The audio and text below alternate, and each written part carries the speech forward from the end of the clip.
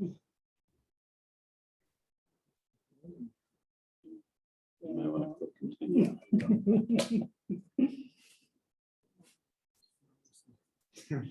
Stupid mouse. Is it upside down? No, that's right.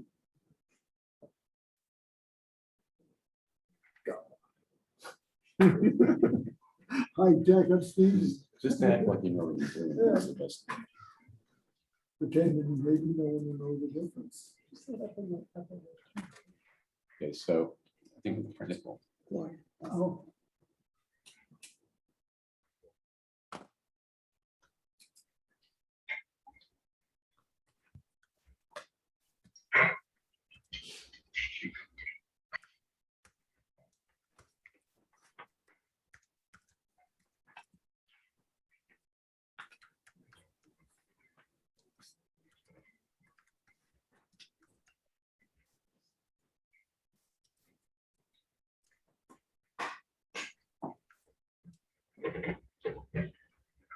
I know. Hi.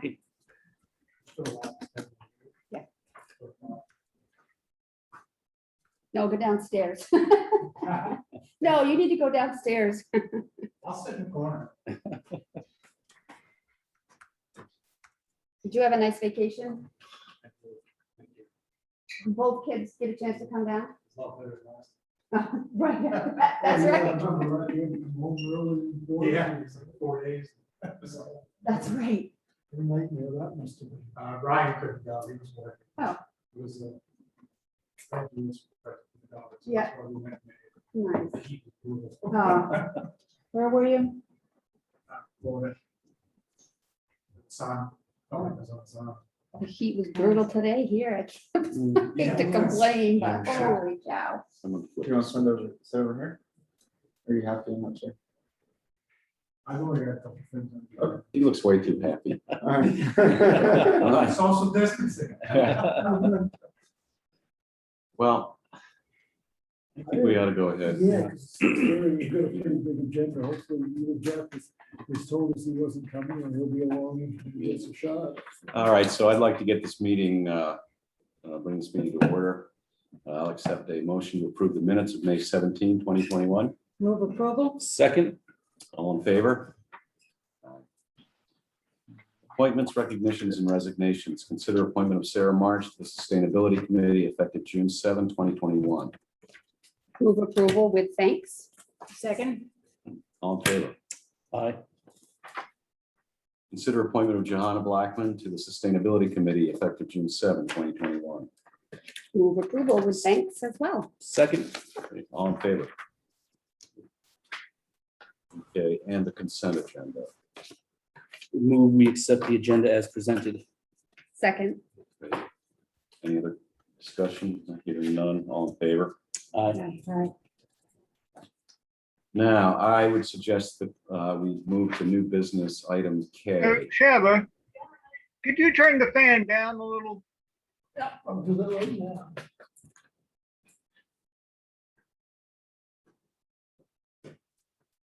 Which one are we doing? Okay, we're going to move to item K, discussion with Mount Desert Elementary School students concerning the potential of having a Rainbow Pride crosswalk in front of the elementary school. And I understand that we have some students here to give us some insight on this. We do. Okay. Would you like us to just present our idea, or do you have any specific questions? I think present.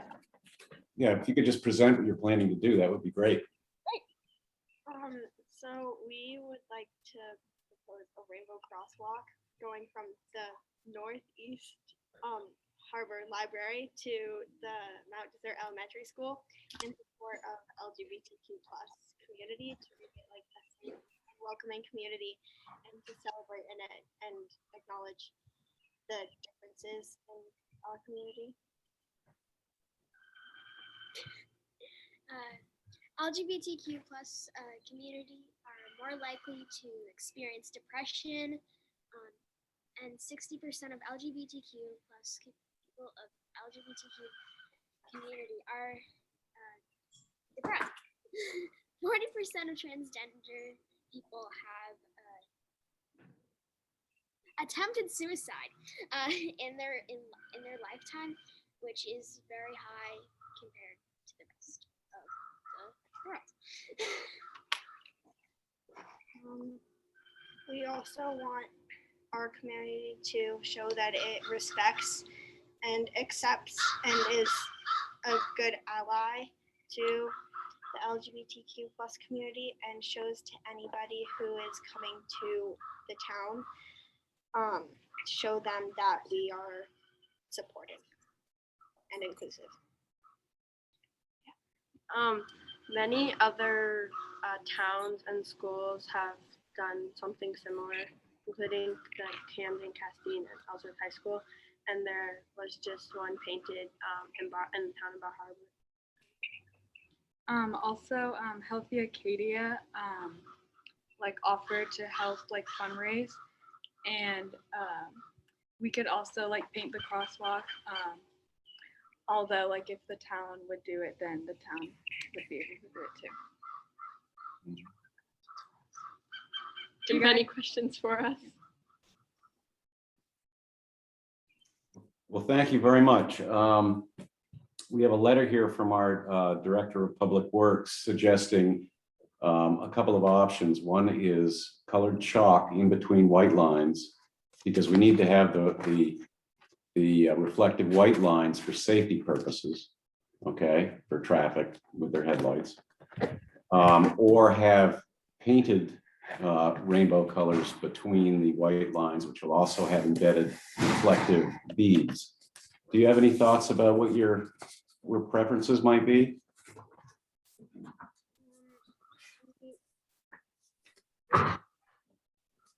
We like the Yes. Yeah, so they're saying they would be more inclined towards the permanence of the paint with the white paint and the rainbow paint for the reflective and the rainbow together. Yes. I have a question. When are you hoping to do this? Well, we have to like fundraise first to like get it. So it like depends on like how long it takes to fundraise. as soon as possible. And Like as soon as possible. we would also have to work with the town to figure out what the safety precautions are for actually painting the road, what kind of materials might be used. Some crosswalks have been painted with just exterior paint. I'm assuming the Bar Harbor crosswalk was painted with more of a like road specialized type of paint. So working with the town and seeing what they're more comfortable with, and then Healthy Acadia has offered to sponsor this project, and going from there to set a date. I get the impression from our Public Works Director's memo that, I think if you folks, you girls were willing to work hard and help raise funds to defray at least some of the cost of the paints, I think Tony Smith, one of his crews, would be happy to apply it, and it would be done, in a professional manner and taken care of. That was the impression I got anyway. So it sounds like we work with Mr. Smith and find out what the actual cost is for the materials that he would want to use, and we could fundraise that and then set a date. Is that what I'm hearing? I think so, yeah. I think so. So you would not like us to maybe try the chalk one at first and see what the community's reaction is and see if there's any safety issues? I feel like that crosswalk you guys are talking about is a super important safe crosswalk, because you don't have a library, and so you students and the community uses that a lot. And I just would wonder if maybe trying the chalk for a little bit might, and see how people, does it take away from driving? Does it, I know I went to Belfast the other day, and I don't know if you guys have seen what they've done, but they've done a lot of different patterns on their crosswalks. And while it looks nice, I did find it as a driver kind of distracting because I was looking down to see what it was rather than, you know, who was crossing. And so I just wonder if we did something like this temporary, and I get why you don't want it to be, and just get a reaction and make sure there's not going to be any safety issues. And then that might give you some time to fundraise and be able to move forward with something permanent if we decide to go with that route. This is Shannon Westfall speaking. As a teacher and a mom, I think the process of coloring between those lines with the road chalk is not really a safe process of getting out there and the time that it takes to color with the chalk. And when we were doing some research towards the safety of having a rainbow crosswalk, there really was no data to show that rainbow crosswalks are less safe than regular crosswalks.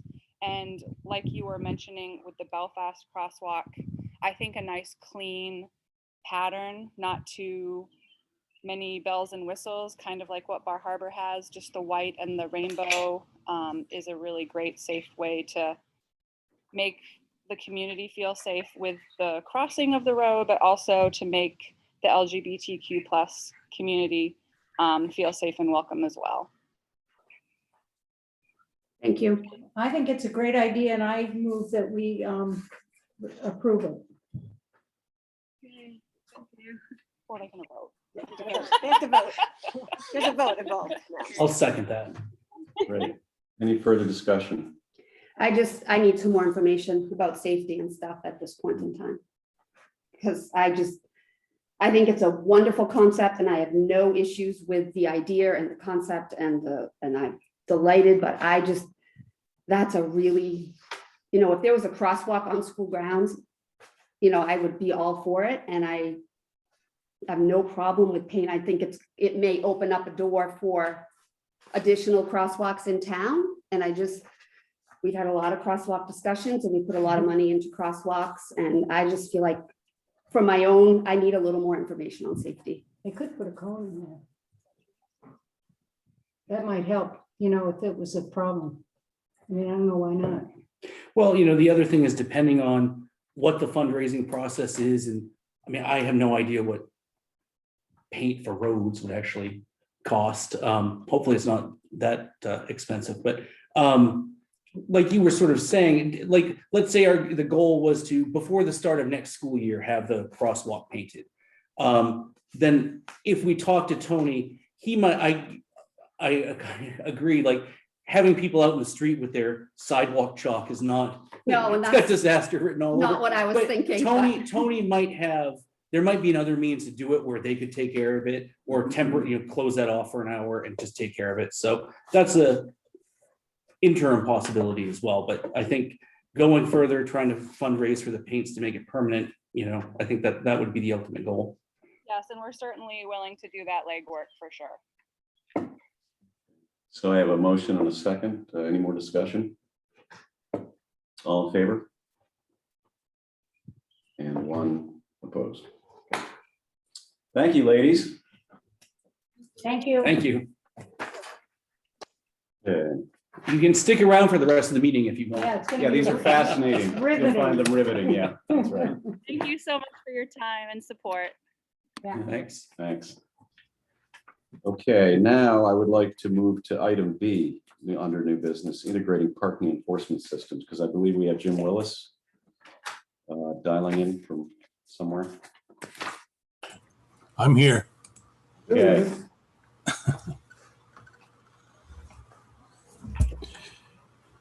So what we're asking to do is to integrate our parking enforcement, just the enforcement component, with what we're using in Bar Harbor.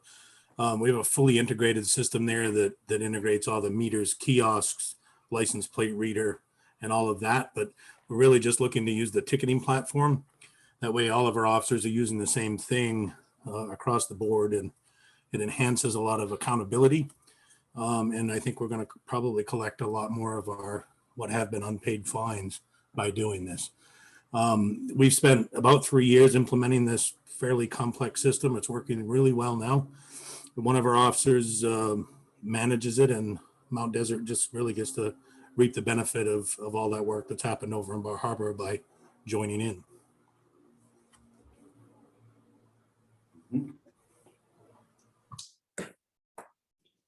So this really just goes along with what the goal has been, what, the last 6 or 7 years, sort of integrating all of the systems between the two departments.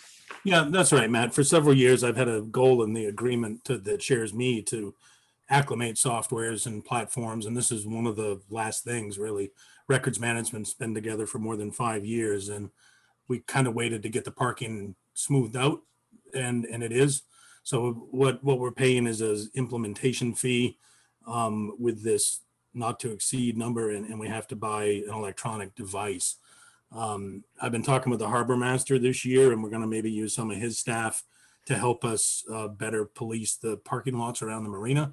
And this was a big part of that, was to really get a device that we could let them use, and it would be consistent across the board. Sounds like a good plan. Do we need a motion? Yes. I move to accept the recommendation of Chief Willis. Second. Okay, any further discussion? Do we need dollar amounts and account numbers in that? If you look in. Yeah, I think it's, so to implement the plan as presented and to authorize the release and expenditure of funds not to exceed $8,500 from GL account number 4040100-24405, police equipment reserve with a current balance of $87,403. So we have a motion in a second. Yeah, there was more to it. Okay. Sorry. And all in favor? Great. Okay, now let's go back to. Thank you, everyone. Thank you, Thank you, Jim. Jim. I think we'll take selectmen's reports next. Anybody have any reports? I have, well, it's not really, I guess it's a report, it's a question. We talked a few meetings ago about how we wanted to proceed going forward with these meetings. Yes. And I think I feel comfortable inviting people to come in to the meeting room if they want to. That actually kind of, Martha, goes under one of the agenda items that we already have. Is that's the state The state one. thing? Yeah. You want to do it under there? Yeah, I think Okay, it might fine. be clean. Yeah, Because okay. then we can decide what you want to do Okay. under that. Yeah. Okay, great. Okay, and I have two items. One is, or one item actually now. One is concern over the brown-tailed moth. All right, and Gail Marshall has contacted me. And Gail, do you have anything you want to add to this discussion? Sure. I think we've come to the realization, or many people have, that the brown-tailed moth is becoming more prevalent on Mount Desert Island, just as it's been a scourge further down the coast for several years. And it presents a hazard to not only to really important species such as oaks and that sort of thing, but it's very toxic to humans. And I don't know about other creatures, but it's both toxic when you inhale the hairs of the caterpillar, and also it's a contact dermatitis that gives a really nasty, painful rash and itching rash. And I'm beginning to see people in the community ask others about what to do about it and show photographs, especially like in places like Bar Harbor, Bowder and Swamp, about horrible rashes they've gotten. And some of these folk, and they're all asking for information. What should I do? How do I treat this? How did I get this? They're crawling all over my house. What do I do? They're everywhere in Bar Harbor. Somebody said they're all over Ellsworth. Some of the people who are complaining about rashes in the past couple of days were people in Mount Desert. I'm now seeing some of them in my yard, even though I looked in the spring to see if I could see any nests up in the trees. They're going to be with us, unfortunately, and it's a good thing for the sustainability committee to discuss too, because this is one of those many byproducts of an out of balance climate, that these things are allowed to become such a scourge rather than staying sort of as background nuisance. I looked at some of the websites for some of the towns further down the coast. I looked at, for example, Harpswell and Falmouth, and I'm sure there are others. I just did a quick look. They have, at a minimum, they have on their websites a link to a discussion of the brown-tailed moth and lots of good links to how to respond to it. What all the links to the state's information about it, how to treat it if you're affected by it. And also Falmouth even has gone further than that. They had a program where they sprayed on town property and on public property, they sprayed some of the trees that they were concerned about losing. And I noticed when I looked at it today that they decided they didn't need to spray this year because the populations have been knocked way back.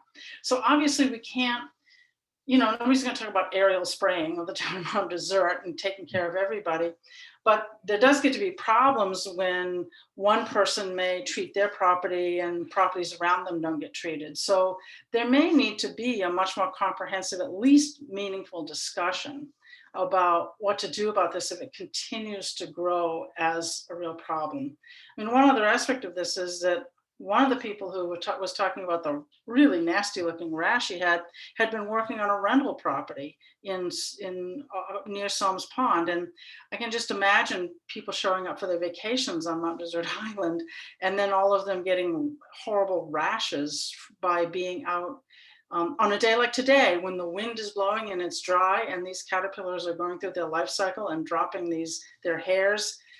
That's when it's really important. And it's important that people know things like don't hang out your laundry. So there are many, many things that we could be doing as a community to just in one good place, let people know what this problem is and how to respond to it, because people seem to be really asking right now, help, what do I do? How do I deal with this? And there are private places that are spraying. There are lots of options in cutting nests out at different times of the year, but it's something that's a community-wide scourge, and it's sort of like almost like a public health thing. And I think it should be considered like that.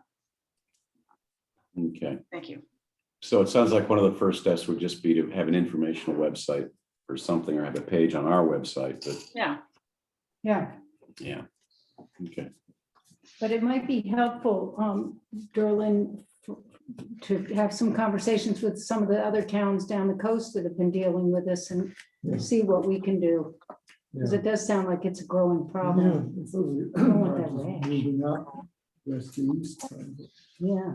Okay, yeah.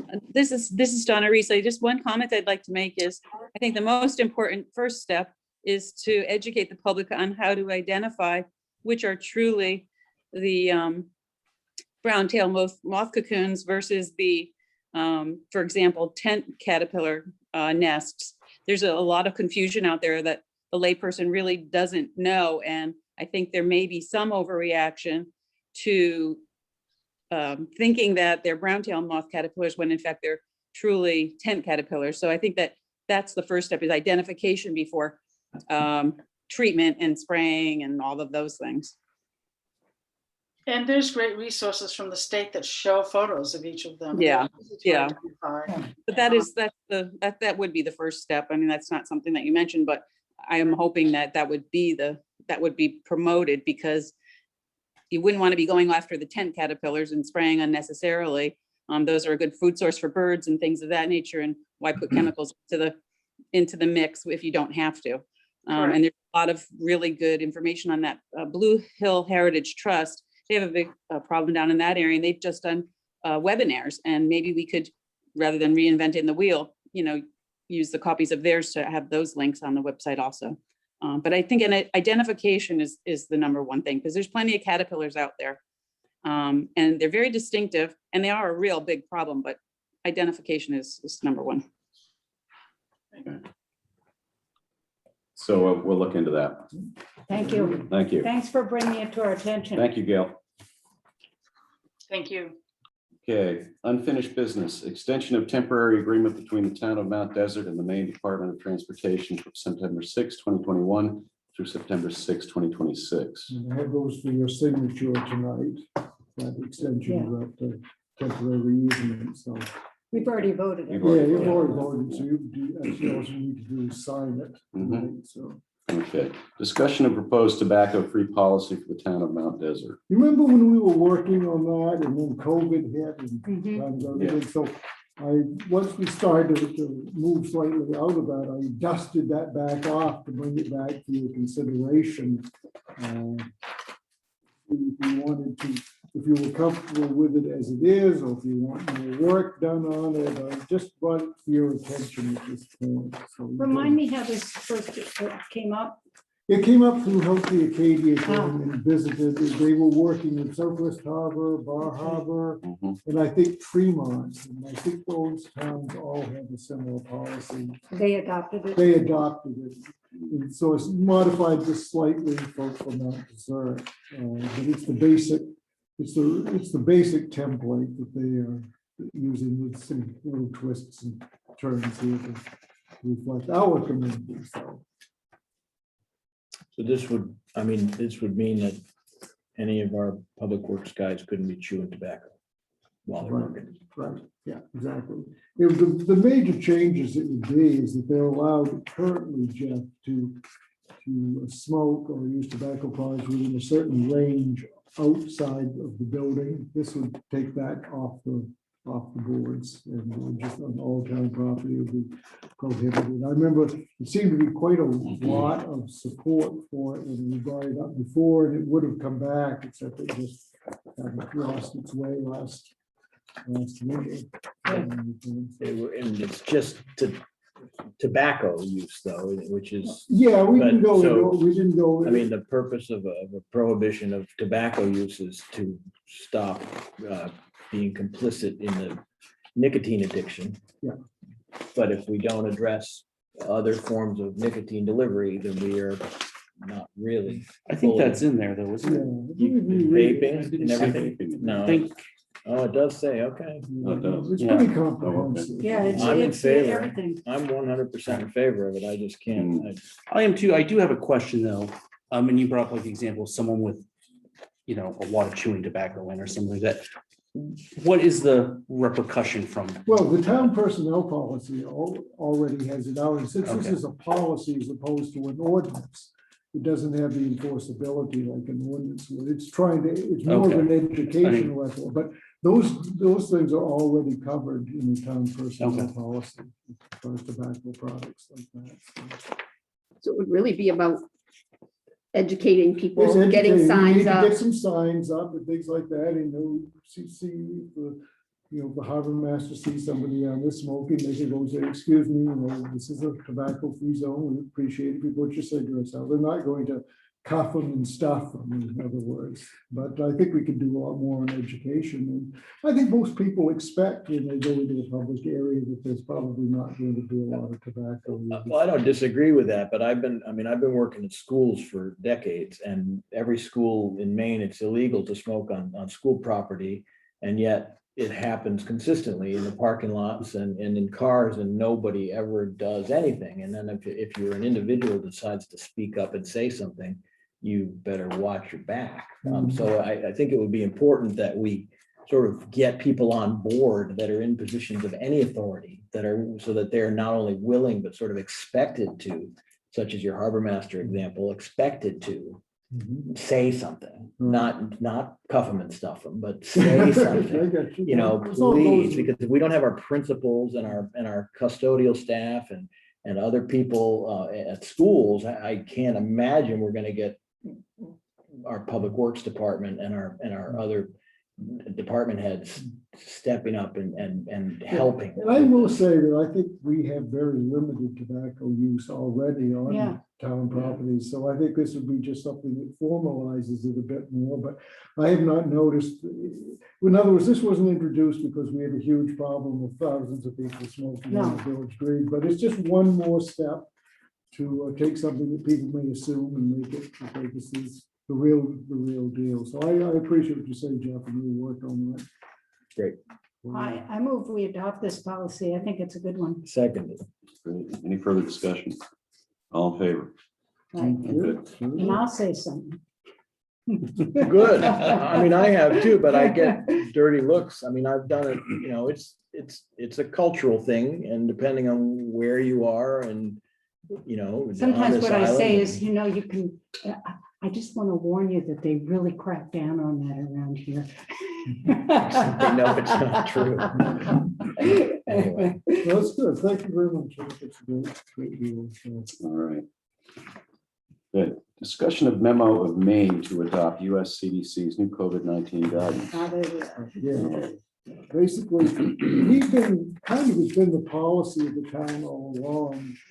Policies that we've had in place have been based on the governor's directives, which are directives, but they are also based on the CDC policies by and large. So at this point in time, we have, as you may know, have relaxed the mask policy in the front office area. We have a sign up front that says fully vaccinated people need not wear masks. And we probably have, well, maybe 70% don't, maybe 30 to 40% still choose to wear masks, and that's great. And the staff are still wearing their masks behind their shields. So that is one of the things we've already done to become in compliance with the spirit of what the CDC said. But now we should perhaps look at some other things, like allowing perhaps public meetings to come back again. You know, I think we need to continue the Zoom part, but we should be allowing, in my judgment anyway, people to come into this meeting if they so choose.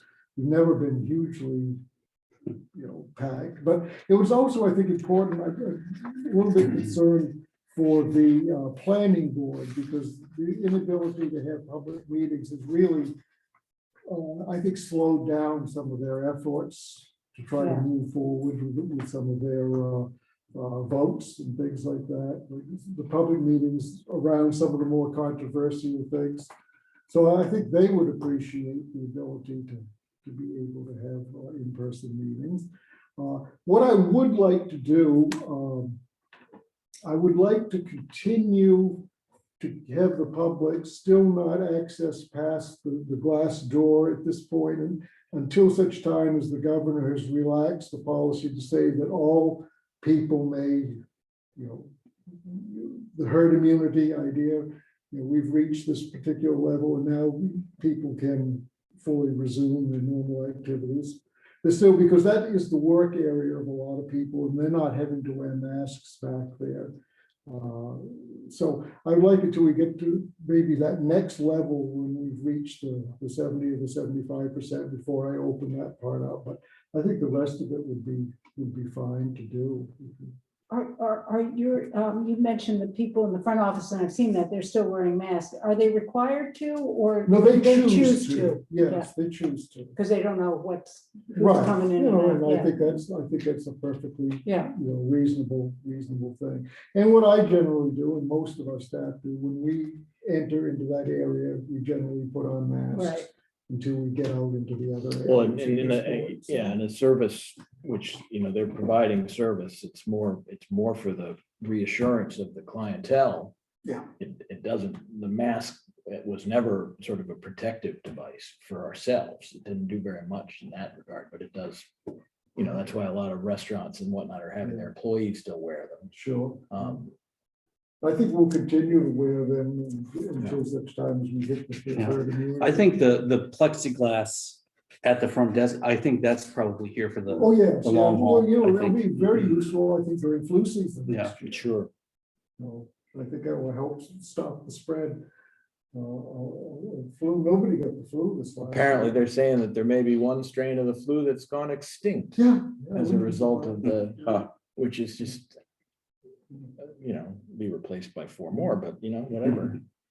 Well, all right, so Do we need a motion? Well, I think I'd like to have a motion to allow the public to once again attend the selectmen's meetings and the town committees if they should so choose to be able to meet in person. Some may continue to use the Zoom because it's easier based on their membership. So we've got those options. So whatever Right. works best for them. and the policy would be such that if they want to attend in person, I guess going on the honor system, if you're fully vaccinated, you can choose not to wear a mask, but if you are not fully vaccinated, you do need to wear a mask while inside, following the CDC's Right. guidelines. Okay. So, Okay. That's a good way to proceed. Start with. I agree with that. Yeah. So- and how about the public coming to the next selectmen's meeting?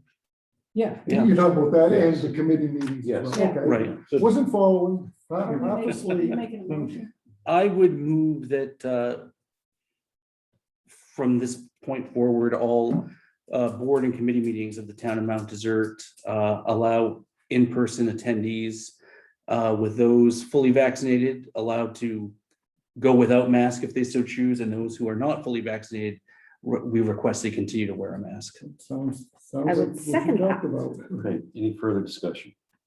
My only further additional comment would be that one of the things we learned early on in this whole scenario is that air circulation is the key to all this stuff. So I would strongly recommend that we have a look at our, whatever air circulation is in any public office, any space, and make sure that it's doing what it's supposed to be doing, because fresh air is gonna do more than any mask mandate, and always has.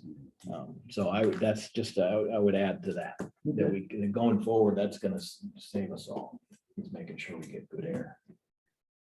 Did we vote? No, No. that was further discussion. Yeah. All right, any other discussion? No? I have a question, All- this is Honoree. Yes, Is part of that motion that you're going to also continue to offer Zoom meetings as well? Yes, yes, yes, Yes. yes.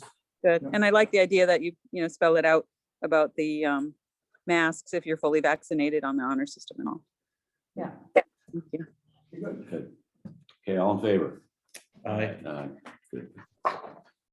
And item D, memo from Finance Director Jake Wright for recommendation to amend the 4/5/21 finance meeting minutes to reflect prior board approval of AP warrant 2155.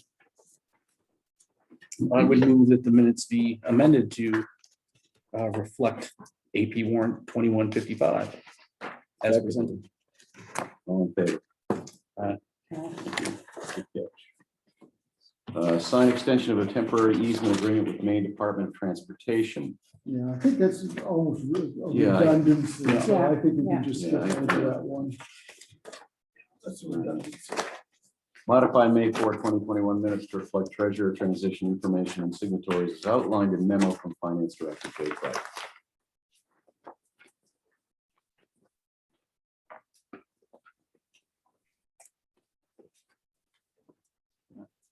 Move approval of the changes as presented.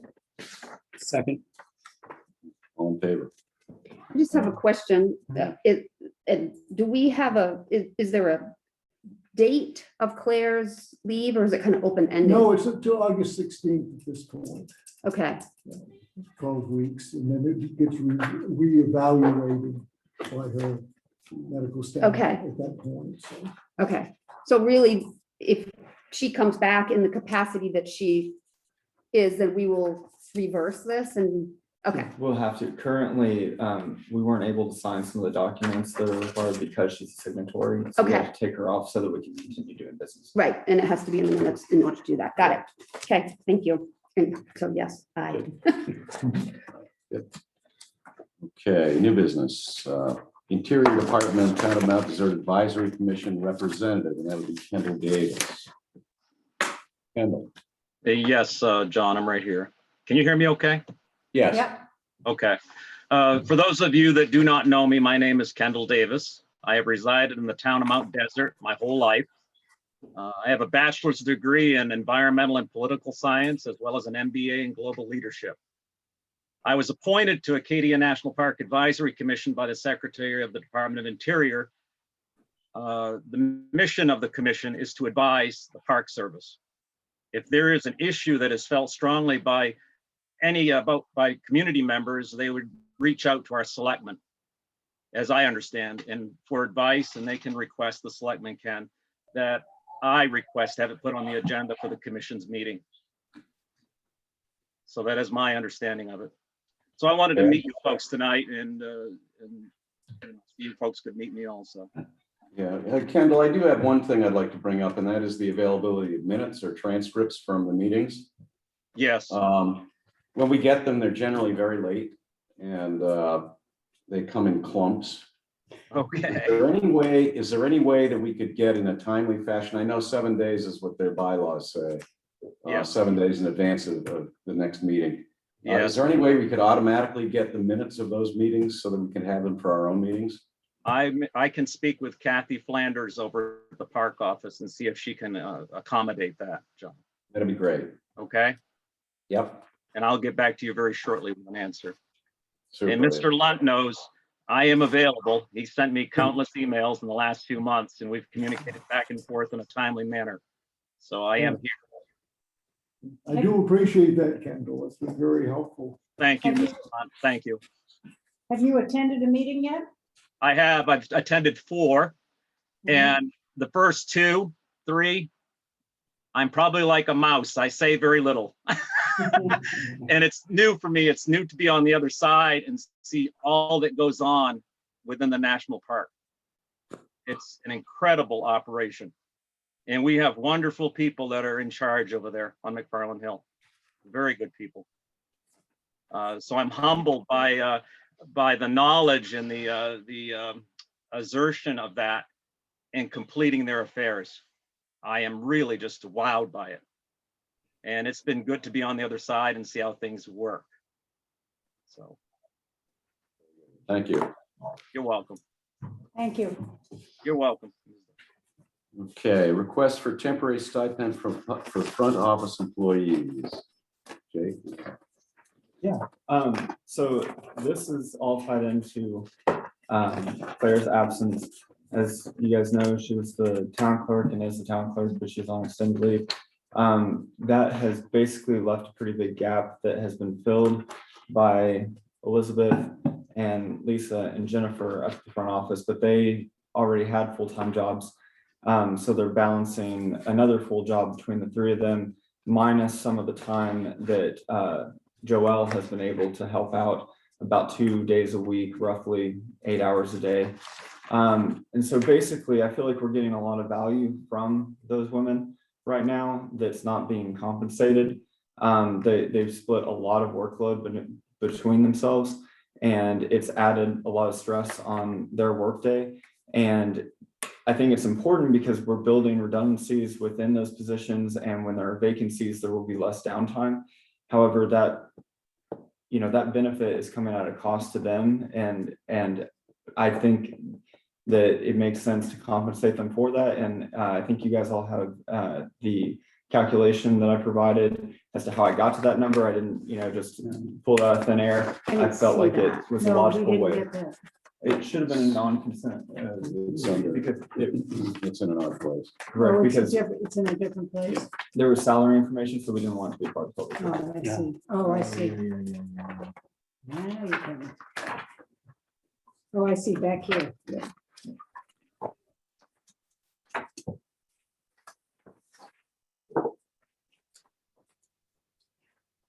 Are the employees you're discussing working longer hours than they were previously? There have been nights, or there have been days where they stay late and they feel like they're coming earlier sometimes, and they feel like they're having a tough time getting the additional work as well as their old work done in the time allotted. So there's things that, in the past, it's my understanding they have been able to get off their desk quicker than they're able to do it now. So they are working extra hours. Yes, I've seen. And are they paid overtime when they're working extra hours? I know that Lisa is. I need to go back and We do have a little bit of overtime available in there. Yeah. Correct. But my thing is that I would like to compensate the value that we're getting as opposed to just looking at it from hours perspective, because I mean, I don't want them to have to work, an extra, several hours every week. They want basically, a 40-hour week job. And so I think it's a lot to ask them to just make up for it with working a lot of extra hours. And so they're adding a lot of value to the town. And I thought that that was the way that we could quantify it and that we could compensate them for it. However, I'm fine with going back and, we can we can look at another way of calculating or a different way of compensating. I'm just a little uncomfortable with paying hourly overtime and a stipend. Especially when it's not clear whether or not additional duties are outside the scope of their job description as they're listed. New duties, or they are expansions, organic expansions of existing duties that they just do more of. Okay, so. I understand that they're different job duties, but I can circle back and get more detail on the additional duties that are being. I mean, the math on this, correct me if I'm wrong, but this works out to be, if it was all done within a 40-hour week, amounts to a $6 per hour raise per employee, which is a lot. Right, and this is why I wanted to bring the calculation, just show, this is how I felt like the logic worked. And I didn't want to discount where I felt like the math led in order to account for the fact that that is a sizable increase. In my mind, that seems to be the value, the additional value that we're receiving. And so it is a lot, and that's why I feel like it's a sizable increase. I feel like we need to do what we can to, this is a situation out of anyone's control and they're trying to do the best they can. But, one of the aspects of a small workplace is when someone's out, everyone else, that's just par for the course. So that's not something abnormal. The other thing is when you sort of give someone a stipend and then, there's an expiration date on that. And so just even psychologically, when all of a sudden they're not getting that in their paycheck at some point down the road, it's like something's been taken away from them, even though it really hasn't. So I would much rather look at if they've got to have to work some extra hours. Again, it's unfortunate, but look at it through that lens and say, okay, how can we compensate them for those extra hours rather than just here's some money? And the other, I guess, concern I had was with the suggestion that we keep that going if we get to a point where a new person comes in to fill that position, where for 3 months they would still receive that stipend, because you really don't know how long it takes to bring someone fully up to speed. And it got me thinking about, I think about like Chief Bender over there, who will be hiring another firefighter at some point. And do the other firefighters get a stipend while that person's kind of coming up to speed? I think that makes it difficult. Or if you just have someone retire or go on maternity leave in any department, do you have other town employees that all of a sudden say, well, I've got to pick up a little bit of slack while this person's, I want a stipend. I think, so that's why I think looking at sort of the extra hours worked is probably a cleaner way to address it. And if I may, I guess one of the things that I would be more comfortable with if we wanted to have that discussion would be if they are able to carry that weight, and at the end of the time that they do so, and Claire comes back, if we had some sort of a discussion of a potential gesture of a bonus for having done the job, that'd be different in my mind. Yeah. I agree with that. Or, a thank you for carrying that extra weight as an appreciation. I hear what your argument is, and I understand that, but in a lot of places we just pick up the slack because that's what you do. And I'm just thinking in my world, that's my world. Wouldn't that be nice? And I'm afraid, coming from a school system where stipends are a huge part of our budget, it gets to the like, what about the sewer treatment plant guys that are on call? And if they don't get called in, they don't get any extra money, but yet they're home, so I just feel like a stipend is an icky. I love your idea. I think when you're working hard, you need to be awarded for it. But when I work my butt off, I get overtime, and I hate getting overtime because it puts me in a higher tax bracket, but at least I feel like I'm compensated for that. And I think a stipend is I don't like the term. I just feel like that could open up a can of worms for this town that we might not want to get into. I think it would be an opportunity to sort of, when there's some form of resolution, whether that's the employee coming back or a new hire, to reevaluate tasks and job responsibilities, because there's a chance people could find, hey, I'm pretty good at doing this task, or I like doing this, and just to switch things up. And with those new tasks could come new rates of pay and things like that, so. Yeah, I agree. No, I appreciate all those thoughts, and I'll circle back and I'll give some more thought. Obviously, that memo was written, just a couple of weeks into me Yeah. taking over the role. This has all been a very new experience that we're trying to work through. And I've been really good about, expressing thanks because they are working really hard, and I can see that. In my mind, there's a limit to what a thank you can do. And so that's why I was thinking about other ways of showing and compensating for the value that we're getting. But I understand, it's a sizable increase. I wanted to show you where my math led me before we made any adjustments.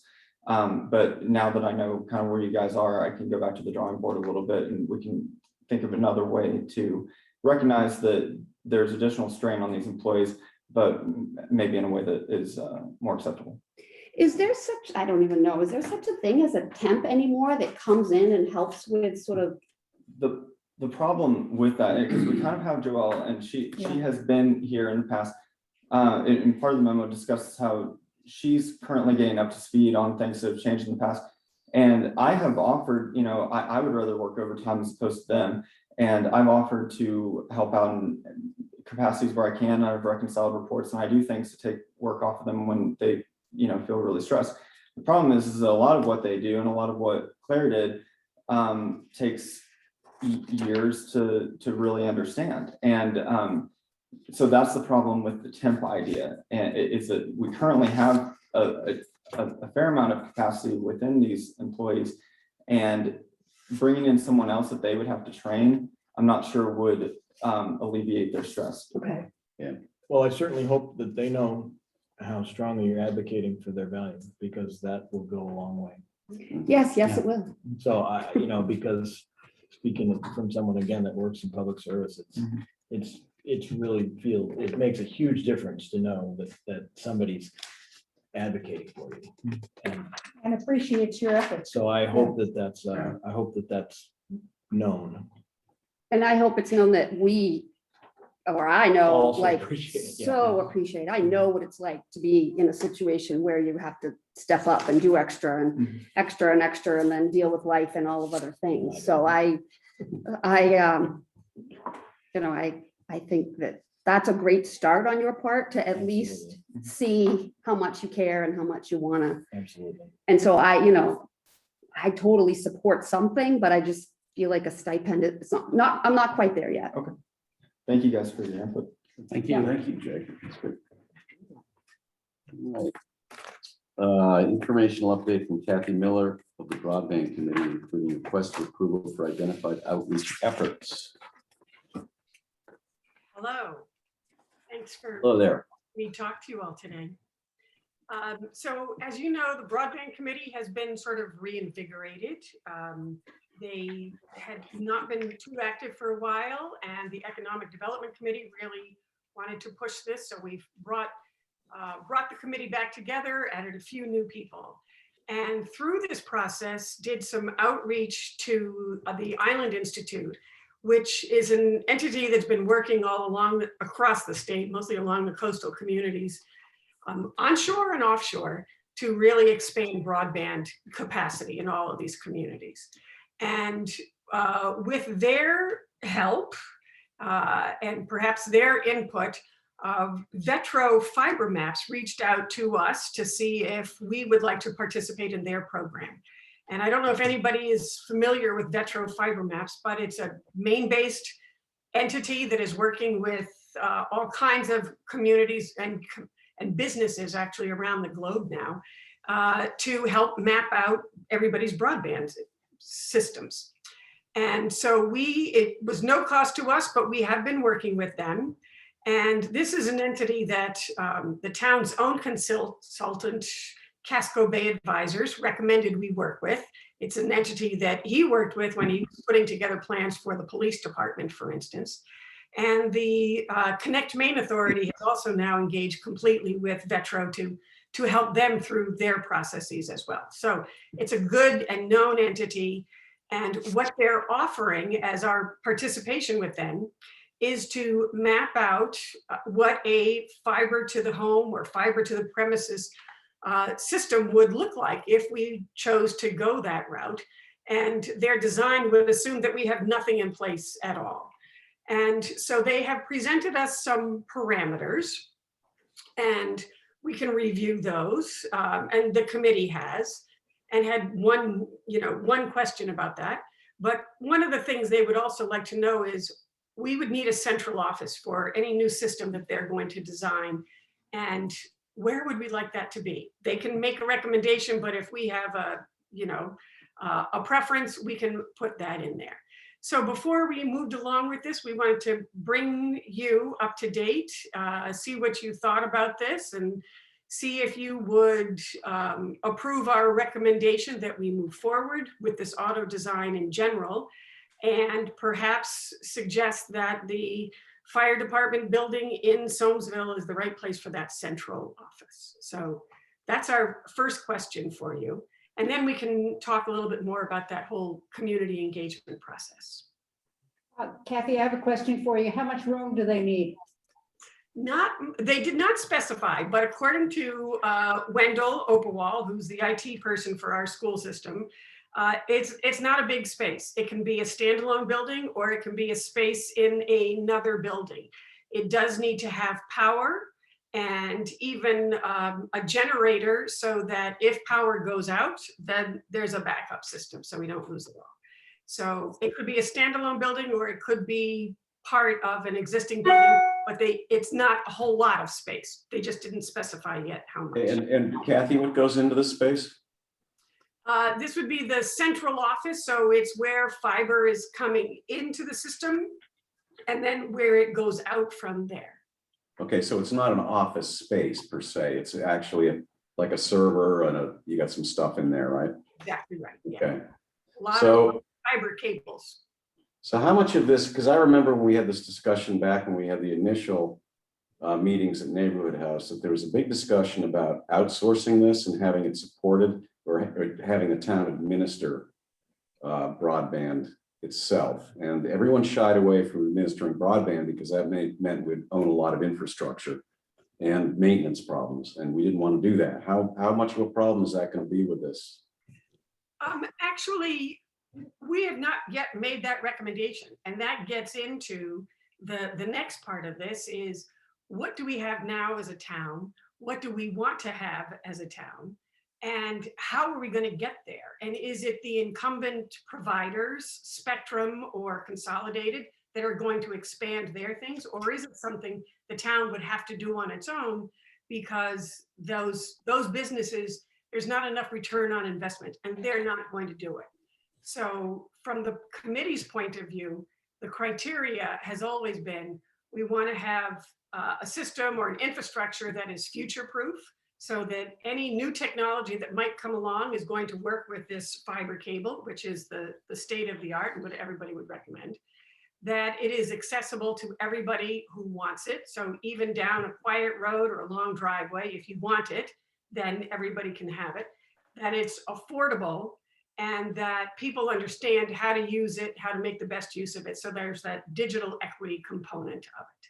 So those are the goals for the committee as a whole, that if we design anything, it's got those qualities in place. So, but hasn't been a discussion yet. We're not that far along in the process even to say, is it something that the town should pay for and operate itself? Or is it something that is of interest to the incumbent companies that they could do it because they see, okay, now we have more people, it's a better investment for them.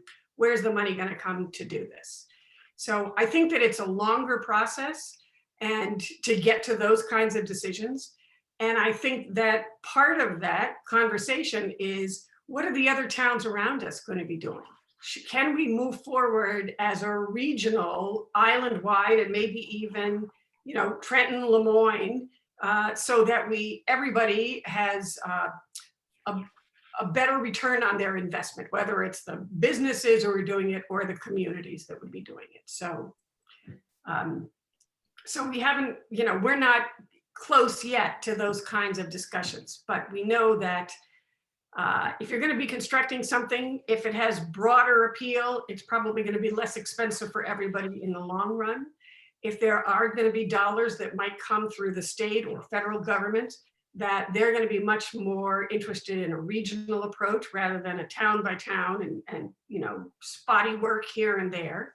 So that's part of our series of conversations, is to reach out to the other communities and see if what they're thinking, if they're interested, if we can do this learning process together and try and move forward. So as far as this mapping, this design by Vetro, it's just for the town of Mount Desert, and it is not necessarily assuming who's going to construct it, who's going to take responsibility for it, but it would tell us what's going to be required to reach every home.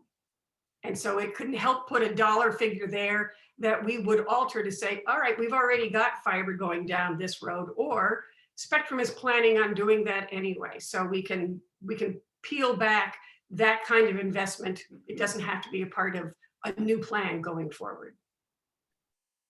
Does that? Can I ask about the, sorry, that maybe I'm misremembering, but aren't the Bar Harbor PD and the Mount Desert PDs, and aren't they connecting by fiber or making that study? And then it even looked at the route because they couldn't go, they didn't realize the guy that was here didn't realize there were no poles on Sergeant Drive. And we talked about, is that all dovetailing? Are we all as one hand talking to the other and that's all connected? We're aware of those things? Yes, we are making Okay. it aware of those things. Yes. So Okay. Bar Harbor has been further along on this process. And they're looking to start by connecting the PDs so that they can have instantaneous access to more records and I just wanted to make sure that that wasn't operating completely separately and that we were going down this road. No, That's all. Okay. Bar Harbor's plan is to connect all of their municipal facilities. And then beyond that, they want to connect the police departments from the high school, where they're definitely going, back to our town office where our police department is headquartered, so that the police departments can connect that way. What Bar Harbor has been talking about is, if they put in that municipal network, that's a good starting point for expanding it to a fiber to the home, but they're not there yet either.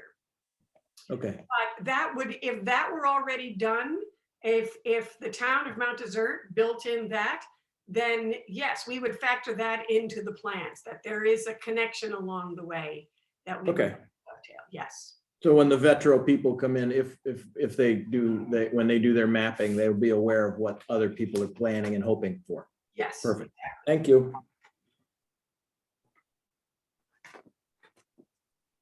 So what do we do? Well, I mean, it's a free design. And it's sort of, hopefully this expands into a regional thing, which would probably make that design kind of a moot point, but it's a starting point. And so I would fully support, we just kind of have to have that spot to say, yeah, here's where it would make sense. And I know there is sort of trunk line or whatever they call it coming into the Soamesville area anyway. So that would make sense for us. Okay, so you want from us just a nod to say, go ahead and keep working on this, right? Yeah, I think it's terrific. I would And the definitely- Island Institute has done some great stuff around the state, and I love that you're working with them. They have, So I think it's terrific.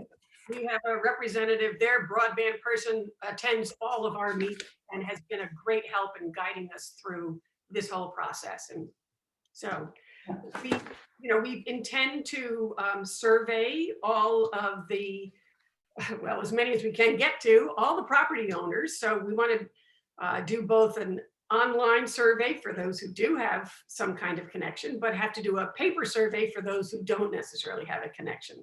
So we need to find out what's our starting point, what do people need, gather those stories, et cetera. And that's part of the whole community engagement process. And so the Island Institute's recommendation was to have a series of public meetings. And that would be a starting point to say, here's where we are, here's what we know, here's what we hope to do in terms of gathering information and making a plan moving forward, so that we're creating an infrastructure that works, that we're creating something from the town, with the town, not necessarily for the town, not imposing it on anybody, but saying, this is what the town wants, because we've asked and gathered their opinions on this. So a series of meetings for public engagement that would be completely transparent, that we reach out to the incumbent providers, Spectrum and Consolidated, to find out, can you tell us more about exactly where you have things, what your plans are going forward? And can we work together with you, or do we need to work around you if they're not providing what we think the town needs?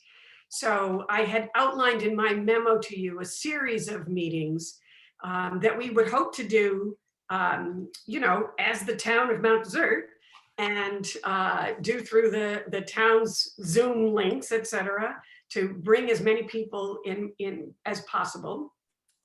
If the town is moving towards public meetings, that might be a possibility, but I think a lot of people are still going to want to, if they can, participate online.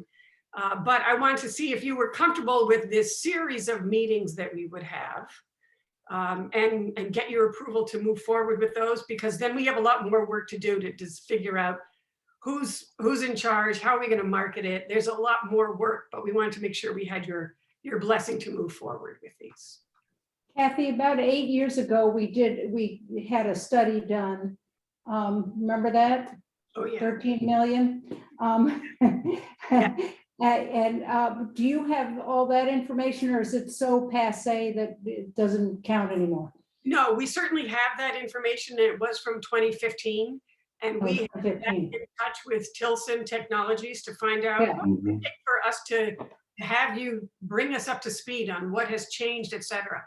And it was a pretty hefty price tag. It was like, oh yeah, it was a lot of money to bring them back to redo a study.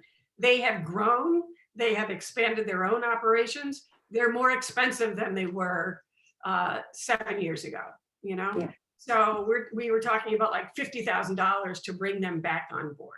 Yeah. So we're trying to do this. And so, we have looked at, should we go for grants from the Connect Maine Authority or the Island Institute or Maine Community Foundation, who are all supporting expanded broadband. And we're not there yet either. We do think that for right now, it's important that the committee follow this process, and that it is residents and volunteers who are bringing community members in, so we can have those conversations without hiring more consultants to tell us what we need to do. That we need to do some of this we need to continue to do some of this legwork ourselves.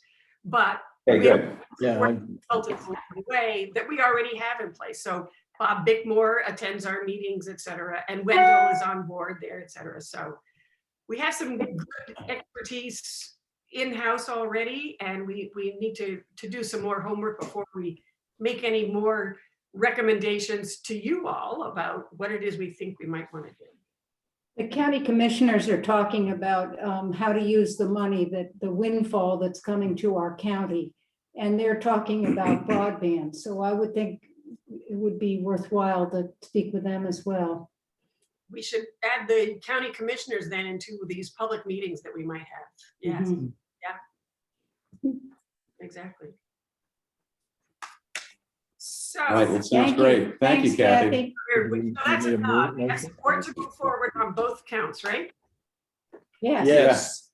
Thank you very much. Thank you. Right. Request to close the town office on June 21, 2021 to facilitate going live with cash receiving software.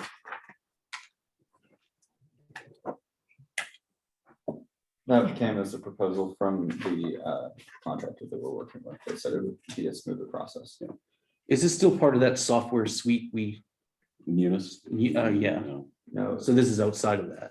this is going to be the cash receiving software that's Okay. going to tie in with Munis that does the financial reporting and the big picture Okay, stuff. so it's talking to everything and. Correct. Okay. That's what we're working through in the background, but the people that worked at the front, they have said that Creo was much easier to use and that Munis Okay. was not really, was not great for them. I came in the middle of this. There were some growing information, pains with Munis. But yeah, but Creo said that the process would be a lot easier. Okay. What are the downsides? I mean, there's lots of, but I mean, how significant are the downsides to closing the office for a full day on the first day of summer. Yeah. I guess that's, I think it's less of a downside than if we're experiencing troubleshooting issues with people, coming in thinking that they're gonna have a quick transaction and then they get stuck in there for an hour because we've got, we're on the phone with Bob trying to figure out why Trio is not talking to Munis yet. And that's all stuff that would be ironed out during this day when it's closed. So it's essentially better for the community if we take the time, do it right now, rather than make them wait through the learning process. Kind of what we were thinking. I don't want people to show up and everyone's Yeah, getting it wasn't trained at February once, so 21st, it's, so, Yeah. yeah, all of them will come up at once, whereas otherwise we would have to do individual workstations at a time. And the new company has said that that would cause more issues. Yeah. I move to approve the request. I would second it. s- And I would just add that the more notice we can give to the public, the better, because as Jeff said, it Yeah. is, people, oh, I gotta register my boat or whatever. first Well, day of yeah. summer. Just Getting close to signage that, and yeah. public notices and whatnot, yeah. Okay, take a motion. It was. We had had it. a Oh, you motion, did. second. Yeah. All right, all in favor? Okay. Back roads. Let's see. This was good. Right? Lenny Cran Public Space Special Event Application, Summonsby Park, use of Summonsby Park for picnic lunches, various dates starting June 12, 21 through October 11, 2021. I'm opposed to this. I think that the Summonsby Park is a wonderful place where people like to have quiet family picnics and go swimming. And I just don't think we need to tie it up with a group that's not going to really bring anything to our town. I would agree with that. We had a conversation previously about, it was clear that it wasn't working down here at the marina. I honestly, I didn't have any idea. I thought, what are they here once a week? And then when you see that list of, I think it's just about 30 dates, including some Saturdays, everyone's sort of right at lunchtime in a picnic area that is supposed to be for our residents and visitors. And that is small. Right. And then when you look at their itinerary, which was presented to us a couple meetings ago, and you realize they're not really spending a nickel in the town of Mount Desert. It's all, they're here to get on their bikes and then they're off to Bar Harbor to spend their money at hotels and restaurants and stores. So I think it's sort of too much for that Summonsby Park space, much the same way as it was with parking and things like that down here at the marina. I mean, it's unfortunate, you'd like to accommodate people, but in this case, it's so many dates. There's no economic benefit to the town of Mount Desert. I don't see, I think it outweighs what we're taking away from our residents and visitors that are just here to enjoy themselves. Hi, excuse me. I apologize for interrupting. I'm not sure if anyone realized that I was dialing in. My name is Lenny Cram, and I'm the one who submitted the application on behalf of Backroads. So I just wanted to make sure you guys knew I was here. I'd be happy to speak to it or to answer questions about the application.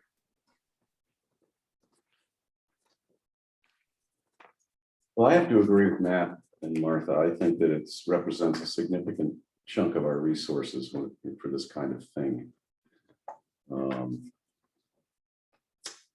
And as you point out, it doesn't bring much to our town.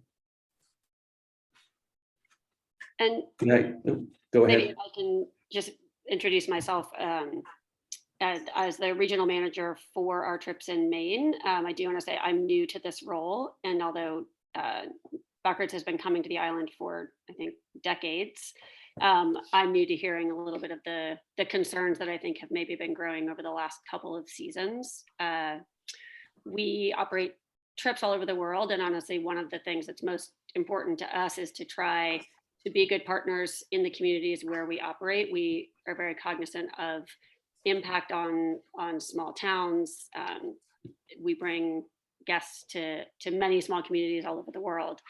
And so I'm here hoping to just connect with you to make sure I understand what the previous objections were or concerns, how we've maybe had a negative impact in the past, and see if there's a way that I can work with you to address those and make changes in the way we operate, whether that's as we said, I mean, the first step was that we have been coming to the marina for many years and just received some comments that perhaps it would be better for the community to be in a smaller, or to be in a space a little bit further out. And that's why we shifted the application to Summonsby Park.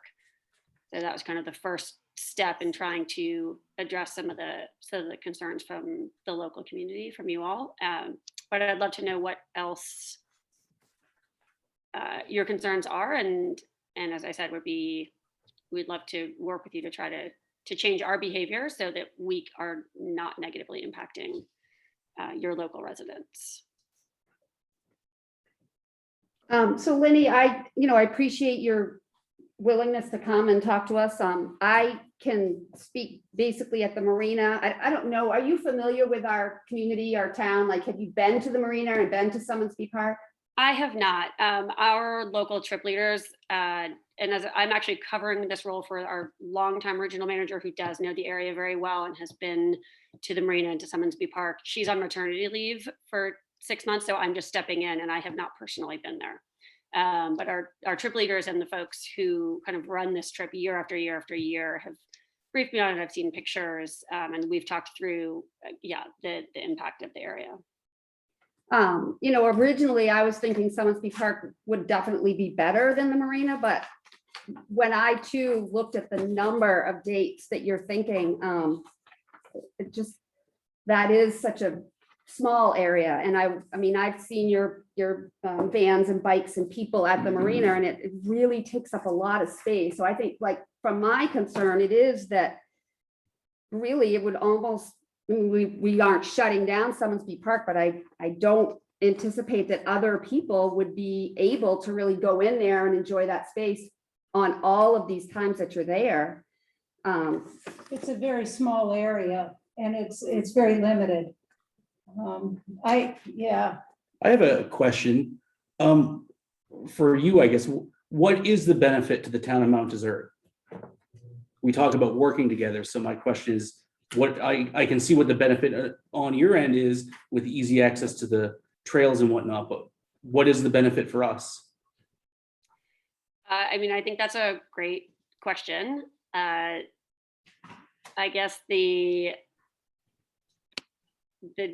well, I should say that I think the benefit is that we're bringing, you're obviously known for tourism and bringing guests, people from all over to come and visit the town, the area. And so we're bringing in our groups of people who are really interested in getting to know sort of the local, authentic Maine experience. They're outside, they're hiking, they're biking. And so we're bringing more people like that. We, I believe, we shop for food in the area. I guess I look at it more as the broader area and the economic impact that we have of staying in hotels and restaurants, et cetera. Well, I think that's probably part of the disconnect that we have going on, is that because even you provide a picnic lunch. I mean, the marina area that they've used becomes, is sort of treated as though it's been rented and becomes semi-private to the group. But those lunches are not purchased in the town of Mount Desert. The hotels aren't in Mount Desert. We receive, really nothing but the trash from lunch and the loss of some space. And I mean, the island of Mount Desert is not one town. Right. And that's really an important point to make. So I also appreciate your messaging about wanting to be good partners. But I think in order to do that, you and your team will need to research how to,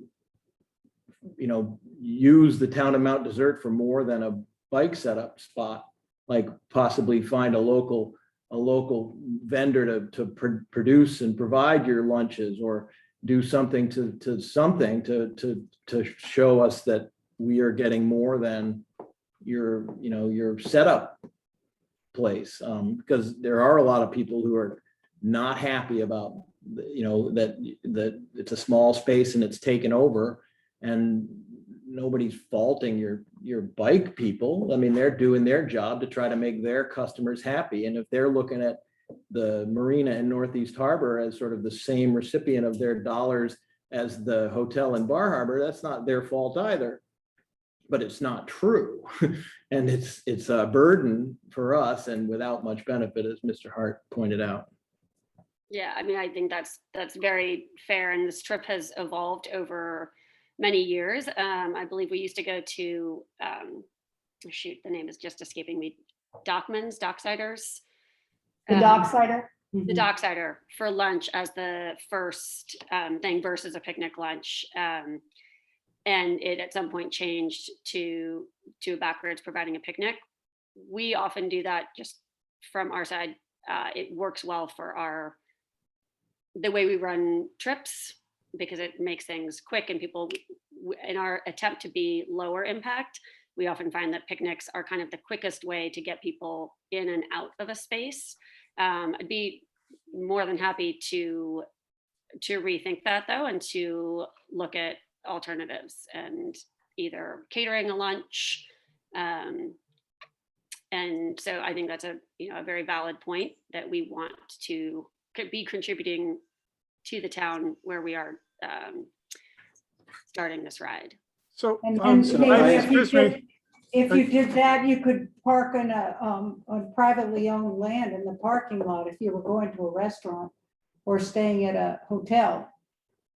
And that would eliminate the parking problem. Yeah, I do have a question, Lenny. So why have you examined any other venues in Bar Harbor? I mean, they've got a huge ball field over there that would be perfect for setup.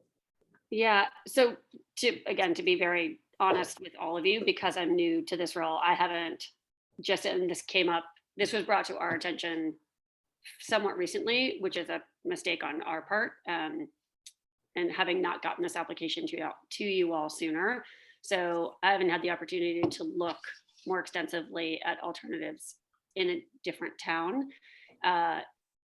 As you said, it's obviously great access to the park and for its beautiful riding for your town. So I'd certainly love to find a way to make it work that's not negatively impacting your residents. Okay, Howie, go ahead. Hi, I'm a representative from the Harbor Committee, Lynn. Hi. And we brought the issue to the Board of Selectmen earlier this month, but it's not, I want to be really clear that it's not an unheard of issue. You guys were given a conditional permit last year, and we addressed a lot of the issues last year with your company. So it's not unfounded by any stretch of the imagination.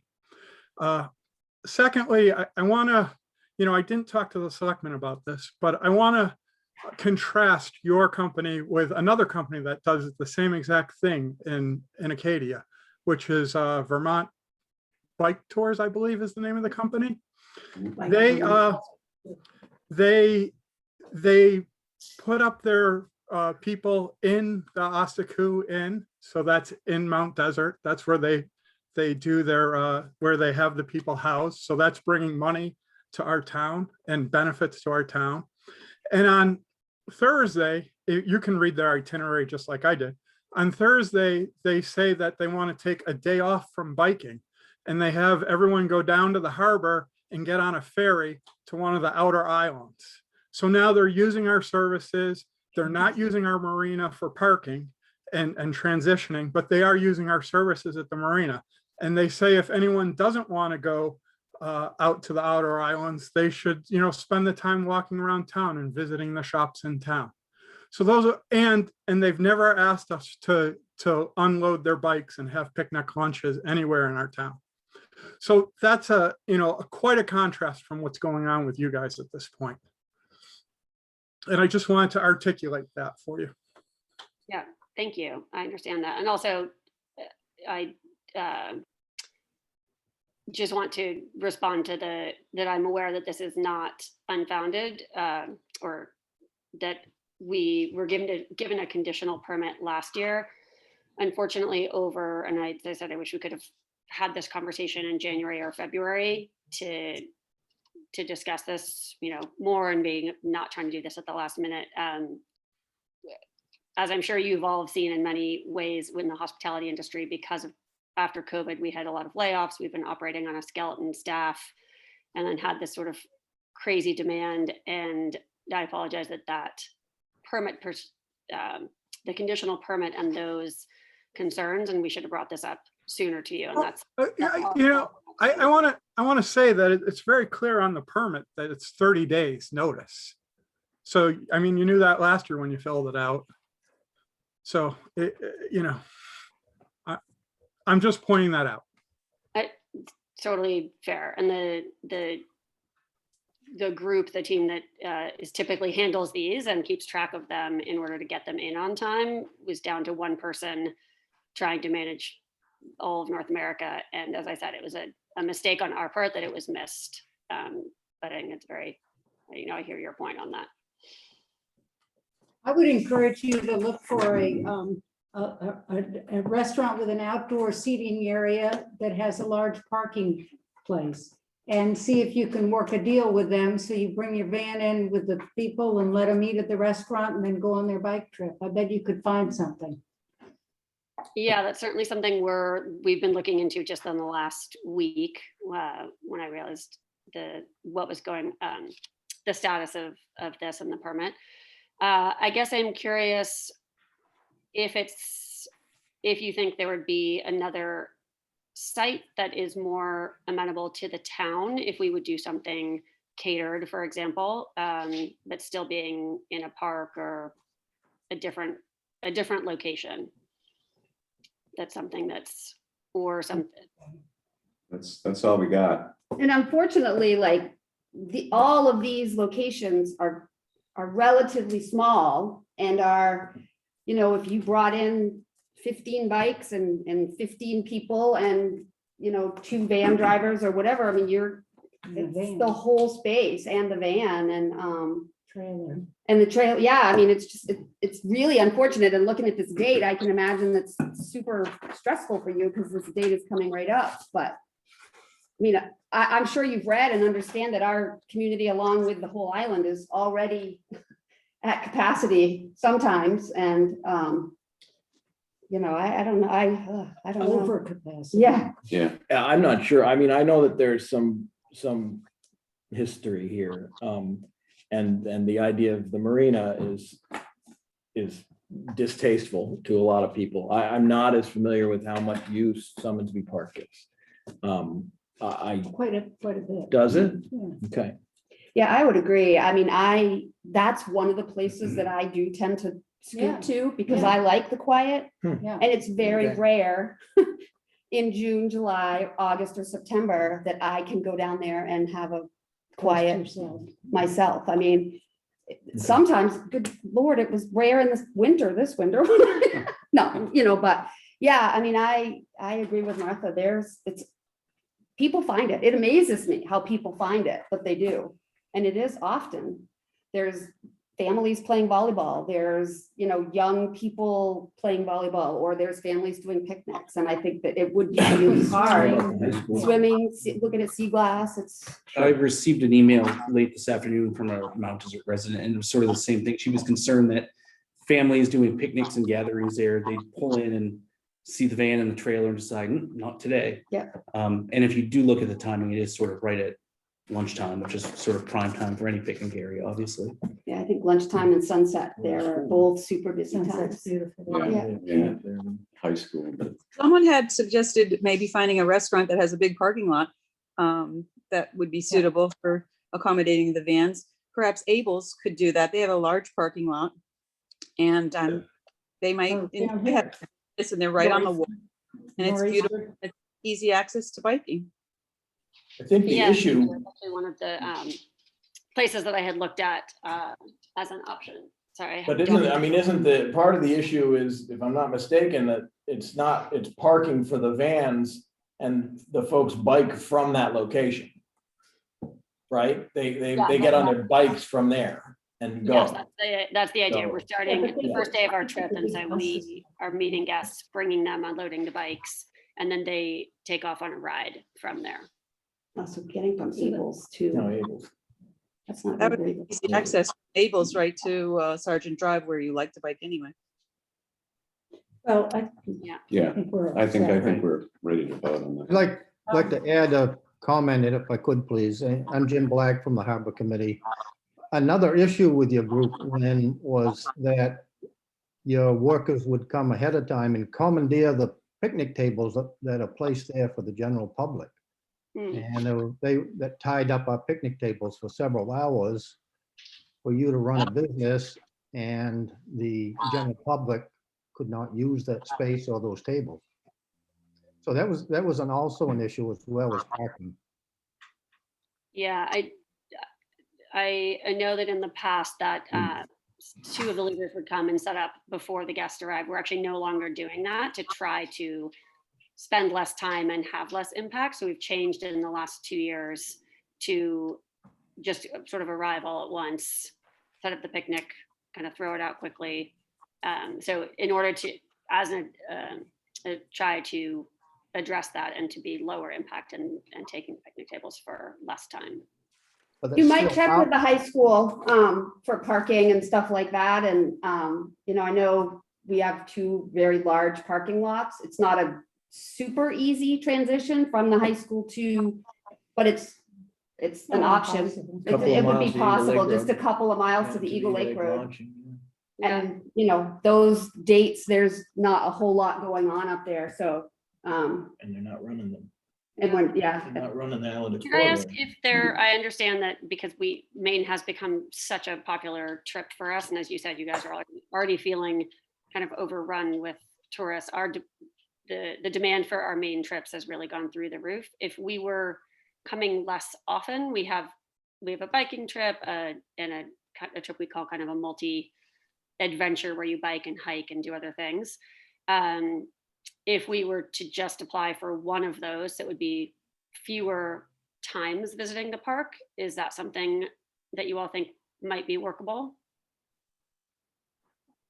I think we really have to have more information to even have a discussion about it. What you've got is you've got a summer season here where the residents are coming out of hibernation, and we're overwhelmed. Okay. And we're not a big island. And none of our facilities here in the town of Mount Desert are big enough to suffer, nearly a quarter of the summer taken away with buses loading and unloading bicyclists. Especially when there's no return to the town, or it's residents who actually pay for the upkeep of these spaces. So really, it's about maintaining the quality of life for our town. Well, I can understand that. Okay, we ready? So do we move it We in the make a positive positive? motion, and yeah. I would move that we approve the public space event application from Backroads. Second. All in favor? All opposed? Okay. All right. Item G, request authorization to pay invoice number 237351 to Cofile Technologies for historic preservation payment in the amount of $15,000. That was in your budget for this year. And Yeah. I outlined what, how the money is being spent. How far along on that project are we, Darrell? Oh, we've got a number of years left to go. I do too. Yeah. I want to say. You got, I wouldn't tell you, maybe 50%. Gotta be done, Yeah, a lot of this stuff is very old and very fragile. One end, we ever get to the end of this one? Pretty much, but then you'll be on the maintenance after that, as new stuff comes up. But what we're trying to do is some of these records go back to the 1700s, so it's sort of a race against time. We've got most of the older stuff done now. But it's important to get it digitalized as well for people to do it, so.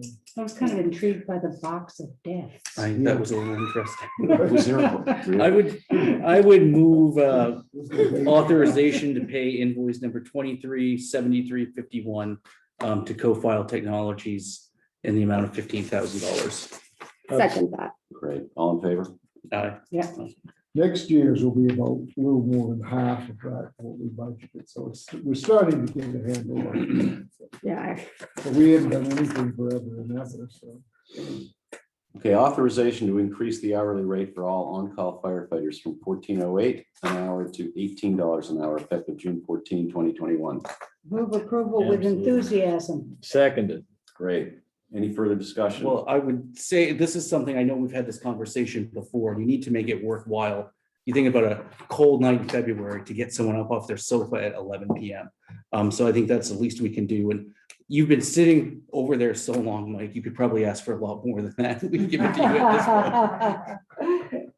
Mike, I just, total support. On call, is that paying them for the hours that they're just on call, or is it only if they get a call, then they get paid for that call? Yeah, the reason we call them on-call firefighters now is because we had to get away from volunteer. That's right. Because of the standard accident, we were paying them too much. So as far as the personnel policy goes, we call them on-call firefighters, but this is what they're gonna make when they go to training, when they respond to fire calls, doing work sessions. And then if they do come in and fill a shift for a full-time person, then they get bumped up to $26 an hour, which is comparable to what they're replacing for that particular shift.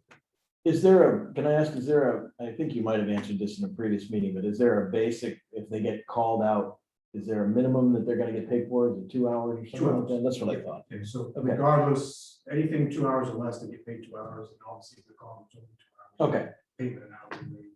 Yeah. And Thanks, this will Ray. actually, just so you know, this will probably put us quite a bit ahead of the other volunteer on-call fire departments in the area as well. Last time, I think Bar Harbor was around 11, some change, and Southwest is around 13ish, maybe. Yeah. So, just so if you hear that out there, that we're paying our firefighters way more. Yeah, but it's, than other towns. I don't have a problem. I think as you said, it's nothing that's gonna break the bank because we don't have, Yeah, we're not talking a lot of hours. yeah. Well, and it could save us in the long run if we get any delays in our law, in going full time with how many people and this and that. If there's any delays, this may buy us a little time, which I know you've said we don't have a lot of, but A lot. so. Good. no. Thank you, Mike. Did we vote? No. All in favor?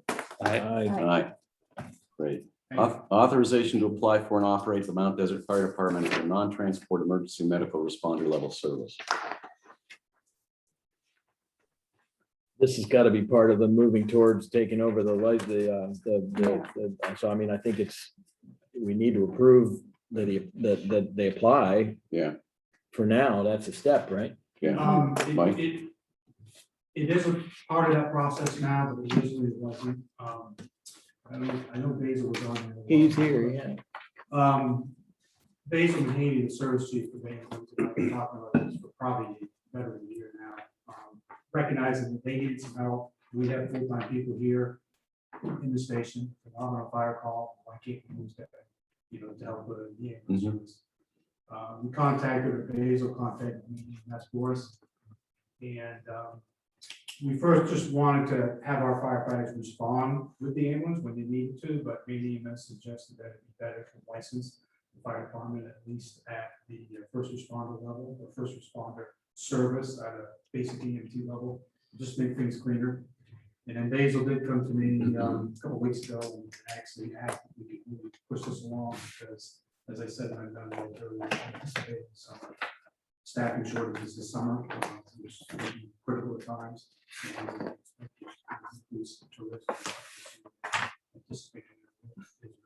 Years back, so I told them, yeah, we hurried this along as best we could and try to get at least us licensed for the summertime. Yeah, and I have to say from a recent experience with my family, trying to get my mother transported from Bar Harbor to Bangor, I reached out to Tom Wallace because we were desperate.